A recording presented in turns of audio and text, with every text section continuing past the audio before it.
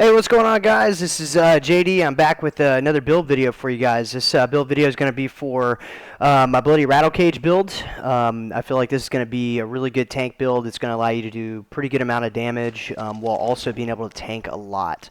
So, in my opinion, I think this is the best tank build for Maj DK currently. If you want to also put out some damage for the current patch. So I'm going to dive into gear with you guys, go over Mundus Stone. We're also going to talk about CP as well, and then I'm going to show you some in-game footage as well, so you can kind of see where we stand in-game and how strong we actually are. So let's go over stats here and also gear. So our max magicka is going to be about 31.7k. Health, we're looking at almost 26 or 27k. So magicka recovery is going to be 1831. Now keep in mind, once I go over gear with you, you'll see why. That's not really that low. I think it's actually pretty high, and you guys are going to see why that's going to really work for this build.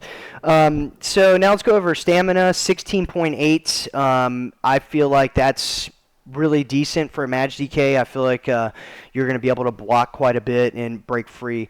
Now keep in mind, when I go over gear, you're going to see how our stamina pool doesn't hardly move at all with this current build, and I feel like one of the sets that I'm using is really underrated, and you're also going to see why it's why I feel it's underrated, and I'm surprised there aren't very many people using it. So we're going to be running about 2k spell damage. On our back bar, we're going to have 28.5% spell crit. Now, we're using this for a bigger heal, especially now that coagulating blood can crit, so that's really important. Now, we're also going to look at resistance here. It's going to be 23.5k unbuffed and then 20k on the physical resistance unbuffed. Critical resistance, I keep it about the same because I wear 5 full heavy impin. Now, if you don't want to run 5 full heavy impin, you want to put on a couple sturdy pieces. That's your choice, however you want to play that.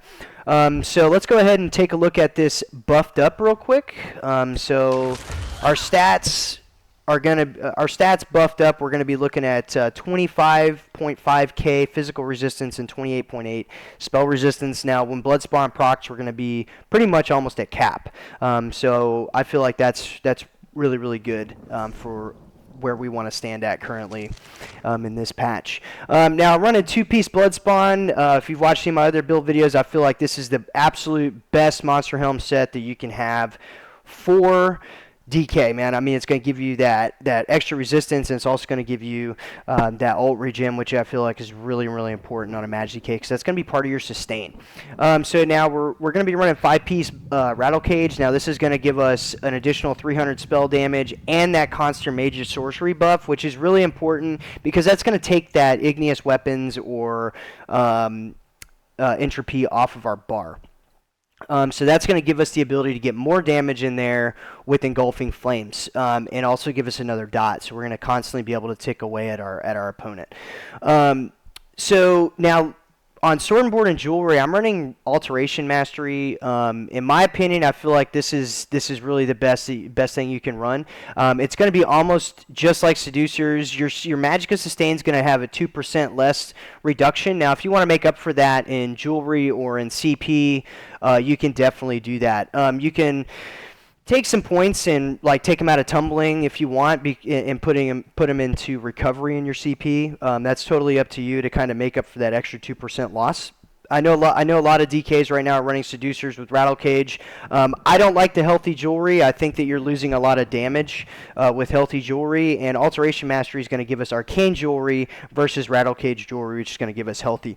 And then on top of that, I would like to run Reinforced on both bars. I have Divines on my front until I can get that Reinforced shield. But Divines works just as well. It's going to give us more sustain if you run it, because I run Atronach, so I feel like that might even be more beneficial if you want to run Divines on both bars. That's totally up to you. We definitely want to run Sharpened because, I mean, we're in heavy armor, so we're lacking pin as it is. You can also make up for this in your trees if you have the ability to. I like to run more in Bless, so I don't run any into Pin.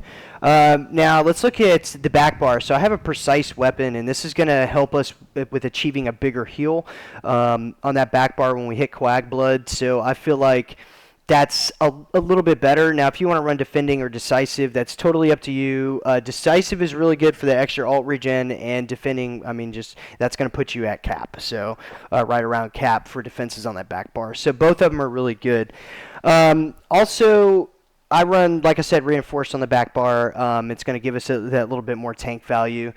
Now, if you want to run a couple of sturdy pieces versus end pin, you would also benefit from that. Now, keep in mind, Alteration Mastery is so good because it's a 6% reduction on all of your abilities. This is including block cost and also including dodge roll. I do believe Break Free fits in there because I haven't really noticed much of a drawback of using Break Free. Like it seems like it's lower. I haven't tested it, but I have tested block and I have also tested dodge roll, and they are reduced. So I do feel like Break Free's in there because, I mean, if you look at my stamina bars, especially in the footage coming up, like you're gonna see like my stamina maintenance is just so good. Like it's really amazing with that set. So let's kind of go ahead and dive into abilities real quick. Let's go over front bar first. I'm running Flame Lash, hands down. There's no real reason to explain. I mean, you get the heal and the more damage, the more burst damage if you hit the proc. Burning Embers, my opinion, one of the best abilities ever. It's going to give you a heal. It's also going to give you a really nice dot and some good damage. I also run Burning Talons for that AoE damage and dot, and of course that lockdown. Now keep in mind, your Talons and also Fossilize, you're going to have a chance to set somebody off balance, so it's going to proc the Flame Lash, so that's really good. Since we're running Rattle Cage, we get to run Engulfing Flames too, which is going to put a lot more damage on somebody, and it's also going to keep more pressure on them. So I also run Ferocious Leap on the front bar. I used to run Standard on my front bar, but I feel like Ferocious Leap, I haven't really seen a leap that's less than 7k, so I think that Ferocious Leap is in a good spot. It's where we want it to be. If you hit a crit, I've crit people for 12k, so especially if you put Engulfing Flames on them, that's going to do a 10% more damage. So just keep in mind that Ferocious Leap is it's really good. It's going to give you all your resources, a lot of your resources back. It's also going to give you a massive shield, and it's going to give you a lot of burst damage to take out people, whereas before we didn't have that burst damage on the Mage DK. And it's cheaper than Meteor, so I feel like it's all around better. I know Meteor is going to give you back more ultimate, but I mean, look at this, man. It only costs what, 118?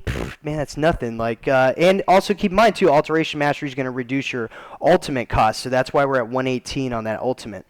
So then if we go to the back bar, Coag Blood, now that it can crit, it's really good. That's why I run Precise on the back bar. So I run Igneous Shield as well. Gives you back stamina, gives you a shield, and it also gives you ultimate and major mending. I don't think you could get anything more out of an ability. Volatile Armor, I run this. It's going to give us a lot more resistance, make us more tanky, and then also it's going to bring a lot of those pesky Nightblades out of stealth, which is really annoying. So Elusive Mist, I feel like every Mage DK should be running this. I feel like it's going to get you out of a lot of sticky situations. In my opinion, it's just all around better. If you can't mount, which I know they fixed that, but let's say if you're still having trouble mounting or whatever, then you can just Elusive Mist. And it's really good at kiting a lot of people.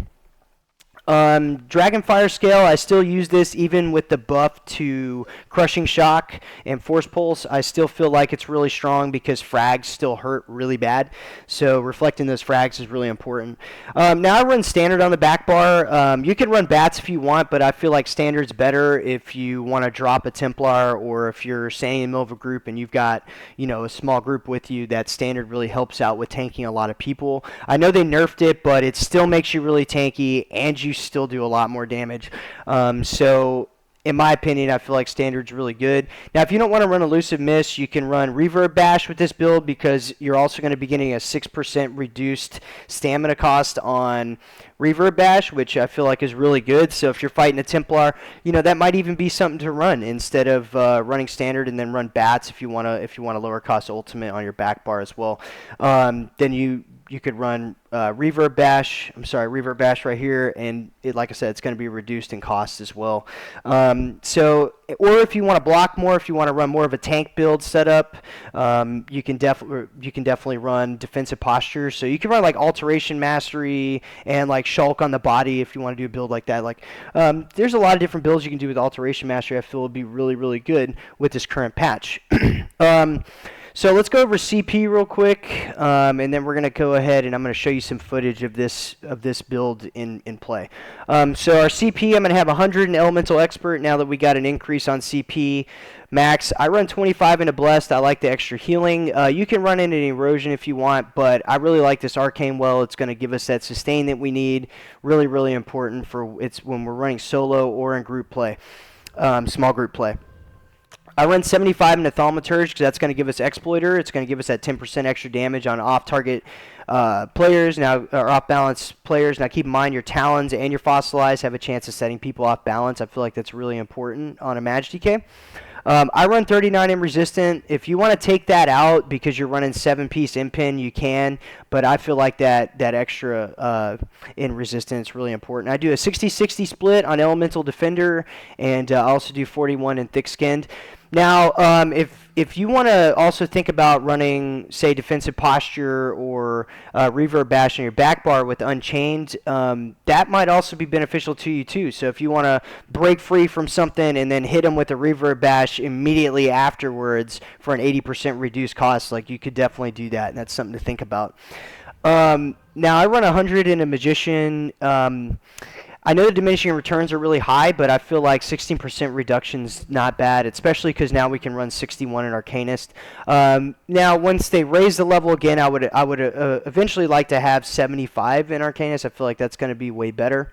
But 39 into Tumbling I feel like is really important. I feel like everybody who's running a Mage DK or really any Magicka user should be running 39 points into Tumbling.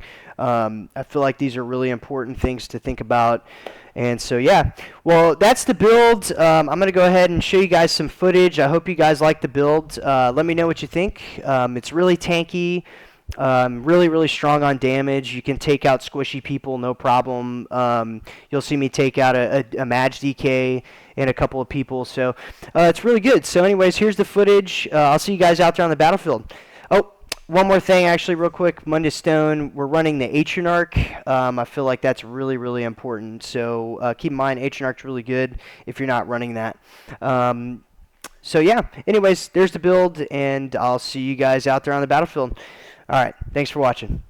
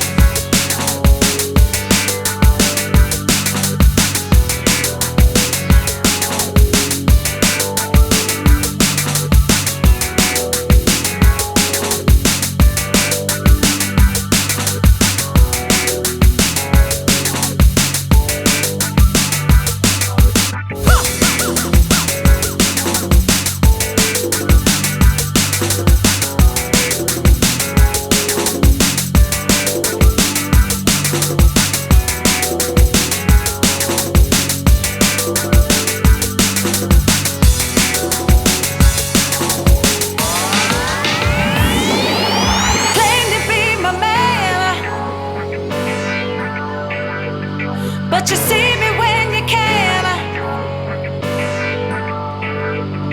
It's hard for you to see what you could have meant to me, could have meant to me, could have meant to me, could have meant to me.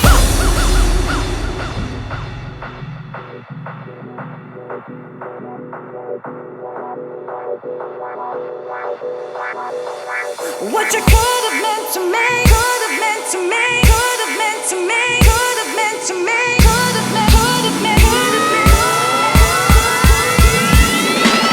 Claim to be my man, but you see me when you can. It's hard.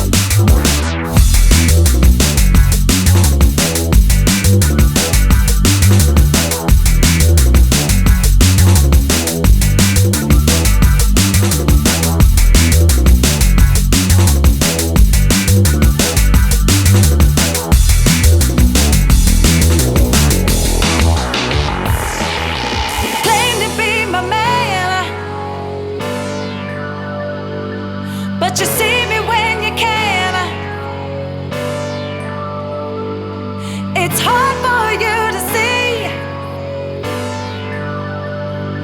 what you could